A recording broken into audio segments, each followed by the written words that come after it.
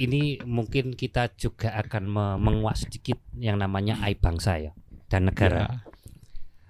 Bagaimana upaya Belanda yang oleh Yayi Agustinyoto disebut sebagai Nirlandocentrisme, bagaimana mengkaburkan sejarah bangsa dan negara, terutama yang mengacu kepada bagaimana upaya-upaya masyarakat ataupun tokoh-tokoh keraton, bahkan tokoh-tokoh pesantren dalam upaya melepaskan diri dari ini namanya penjajahan Belanda. Dan bahkan kalau kita melihat, ngapunten, ini bicara masalah Javanologi, upaya Belanda untuk membelokkan sejarah, mengkaburkan manuskrip-manuskrip kuno, ajaran-ajaran pendahulu kita. Bagaimana sampai kalau kita mau melihat pembelokan dari naskah Babat, banyak sekali Babat yang kemudian dibelokkan dengan didatangkannya ini kaum orientalisme, orientalisme entah itu Snook ataupun yang lain. Bahkan kalau kita melihat sampai dimunculkannya Mufti Batavia, Usman bin Yahya, itu kan dalam upaya itu. Kemudian kita agak maju pasca kemerdekaan. Kita melihat bagaimana upaya Orba itu untuk mengkaburkan, bahkan bisa dikatakan de-Soekarnoisme, de-Islamisasi, de-NU-isasi, kan begitu. Ini kalau kita mau membaca bukunya Yayi Agustinyoto yang terkait dengan ini, pertama lubang bahaya. Itu yang minta itu adalah ini pemiliknya Jawa Pos itu Dahlan Iskan, itu sempat minta kepada Yayi Agustinyoto untuk mengungkap itu. Itu dimulai tahun 48 sampai dengan tahun 80-an sekian. Data-data itu sudah ditemukan oleh Yayi Agustinyoto dan dituliskan. Bahkan di bukunya yang terakhir, di buku Resolusi Jihad juga, itu sempat diungkap juga. Tahun 2017 terbitnya. 2017. Itu bagaimana pengkaburan sejarah bangsa yang dilakukan oleh masyarakat kita yang berbasis pesantren. Karena apa? Ketakutan daripada penguasa saat itu, dominasi pesantren itu yang namanya musyawarah. Nah, kalau kita mengacu kepada Pancasila itu bagaimana pesantren sebenarnya sudah mengajarkan itu. Bagaimana konsep rakyat, ro'iyah, dan sampai bagaimana di sila keempat kerakyatan dipimpin oleh hikmat itu di pesantren pun juga diajarkan juga. Persatuan diajarkan juga. Apalagi yang sila pertama.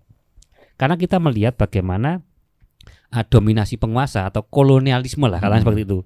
Kolonialisme bukan kemudian kita mengacu kepada VOC atau Belanda, tidak. Penjajah. Bahkan di dalam tubuh kita hari ini kolonialisme masih ada. Ya, anggaplah Pahlawi tadi. Ya, datangnya mereka daripada gerakannya Belanda untuk mengendalikan umat Islam di Jawa khususnya, Nusantara, itu didatangkan orang yang memiliki face yang sangat menjual. Apa istilahnya itu? Good looking. Ketok, wah iki Arab iki. Iki putune Nabi kan begitu. Itu kemudian penjajahan itu dilanjutkan. Kalau dulu adalah teritori dengan ekonominya, dengan sumber daya alamnya, kemudian di era Orba pun kalau kita melihat ada bermain orang luar juga kan begitu. Bahkan di hari ini kita melihat juga fasisme itu ataupun kolonialisme itu yang diserang pertama adalah spiritualisnya. Spiritualisme Islam Jawa, Islam Nusantara itu sudah terjajah, bahkan tercerabut. Hari ini masyarakat itu sudah termarginalkan, apa istilahnya bahasa sing enak apa aku kelincipen ya.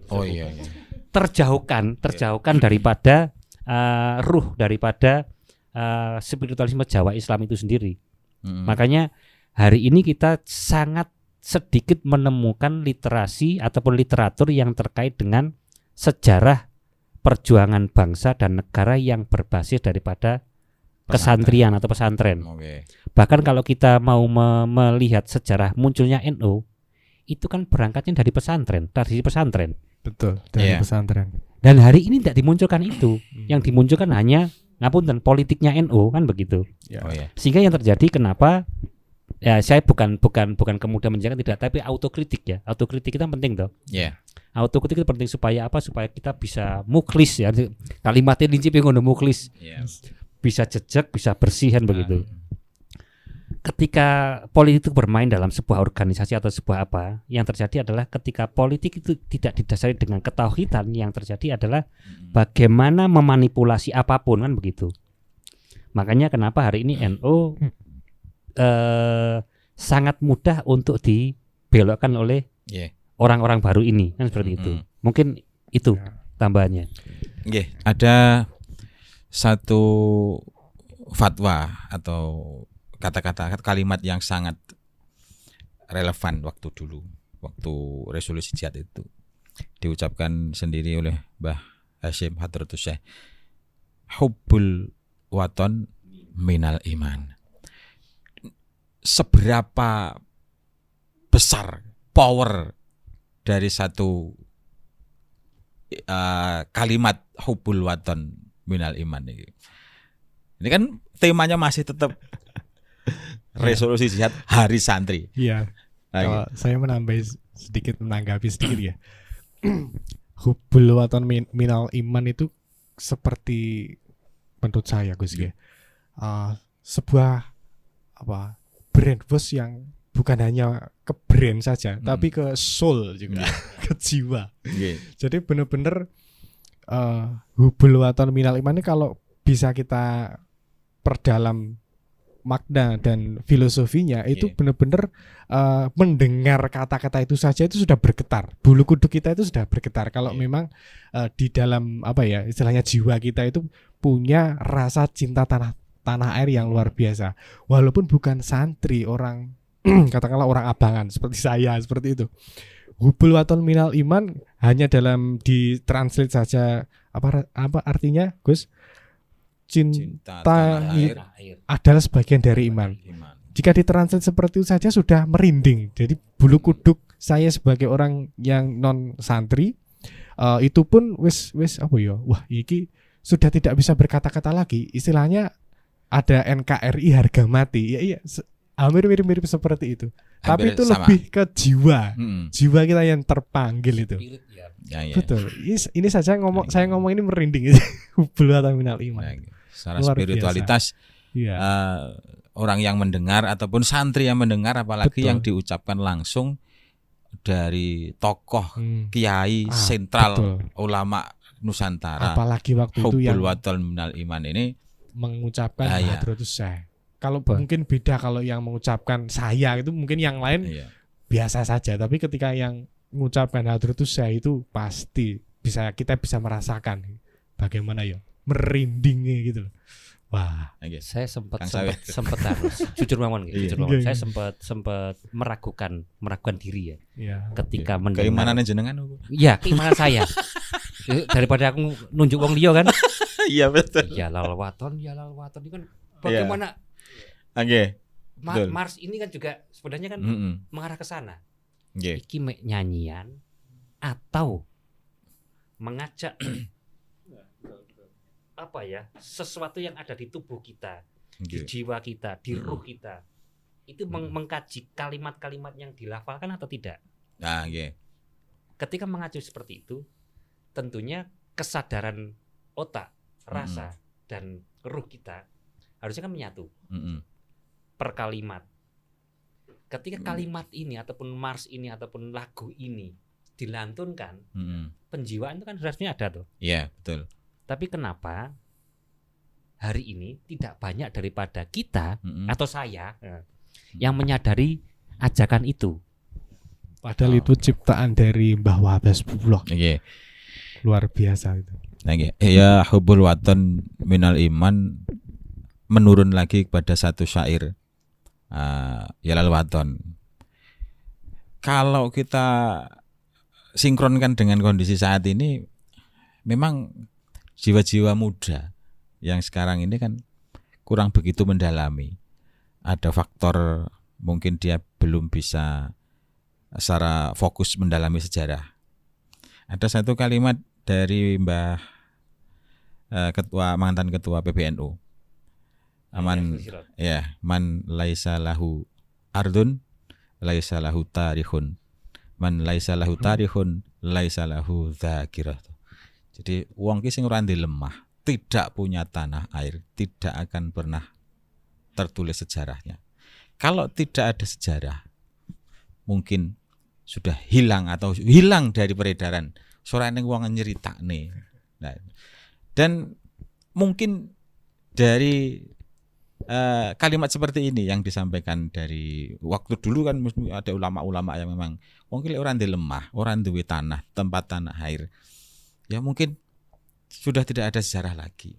Berdasarkan dari ini, berawal dari ini Mbah Hasyim Asy'ari, Mbah Wahab mengeluarkan fatwa, mengeluarkan resolusi jihad, mengeluarkan semacam bunyi-bunyian untuk bisa membangkitkan kembali jiwa yang sudah lama terkungkung, terjajah, terpenjara. Terpenjara.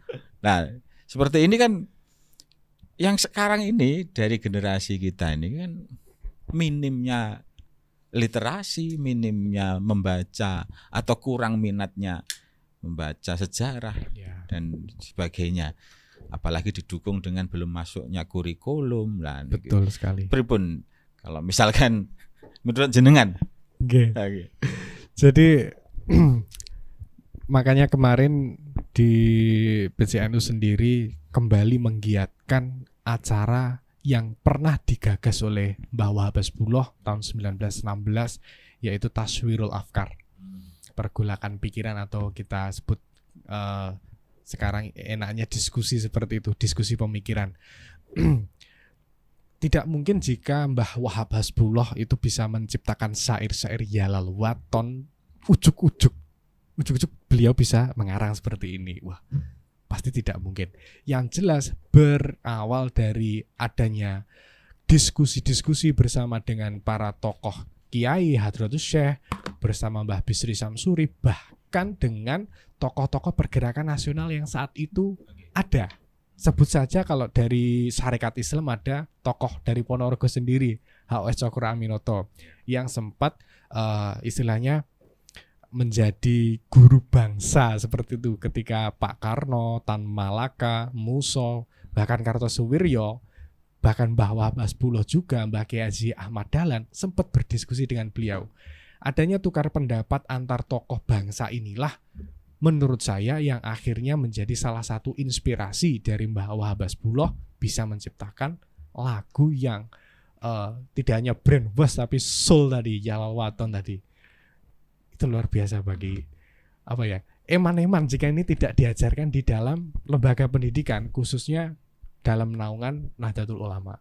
Seperti itu. Kang Sawir, kembalikan jenengan ini. Ini pemikiran jenengan rada meletik gitu kan. Rotok bahaya. Nah, artinya nanti pageri ngono wae lah. Kalau saya membaca mengalami degradasi pendidikan, degradasi pendidikan atau penurunan kualitas pendidikan. Kembali lagi saya menyalahkan Belanda. Lagi-lagi penjajah. Yang kemudian diteruskan oleh penerusnya. Bagaimana dulu yang tidak jauh-jauh, tidak usah ngomong Nusantara, di Ponorogo saja. Di Ponorogo saja sudah mengalami 2 kali upaya penghancuran pesantren. Ordinasi guru. Ordinasi guru itu ada bagaimana seorang kiai, seorang ustadz ataupun guru santri itu sudah harus memiliki yang namanya kalau hari ini sertifikasi.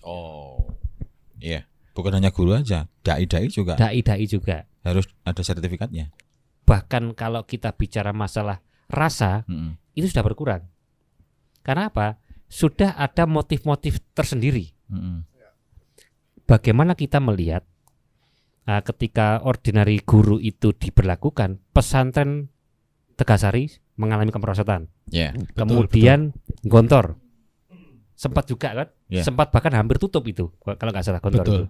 Saya menambah lagi tahun 1923 di Ponorogo, sebelum NU Ponorogo berdiri 1927, akibat ordonansi guru tadi, salah satu pesantren di daerah Sumoroto itu miliknya Kiai Thohir di Mojoroto, Sukorejo, Kranggan.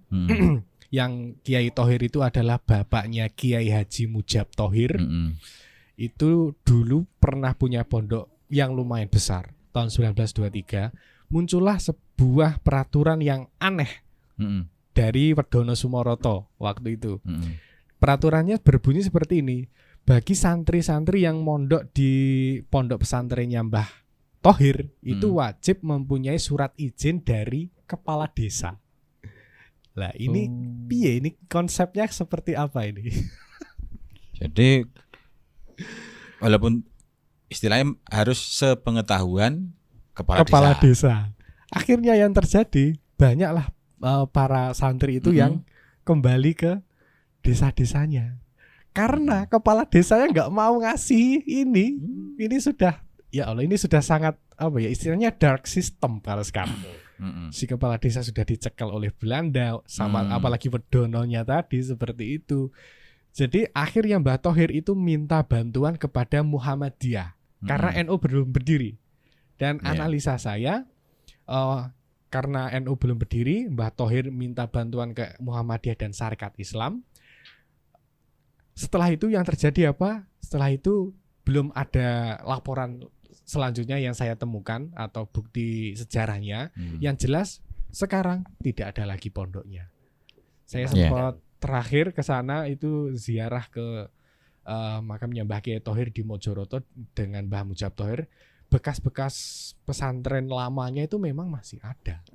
Tapi pesantrennya yang hidup sekarang sudah tidak ada. Sudah tidak ada lagi. Tinggal 13 rumah atau berapa itu? Ya sekitar itu. Kalau tidak salah juga ini apa namanya pesantren leluhurnya Dahlan Iskan itu kan juga sempat termatikan gara-gara penghapusan torekohnya dan dibunuhnya tokoh torekohnya sehingga mengalami penurunan drastis. Jadi ada banyak strategi untuk penghancuran kekuatan Islam pesantren. Betul. Belanda sangat trauma sekali kepada Islam karena tadi Pangeran Diponegoro yang luar biasa itu. Wah.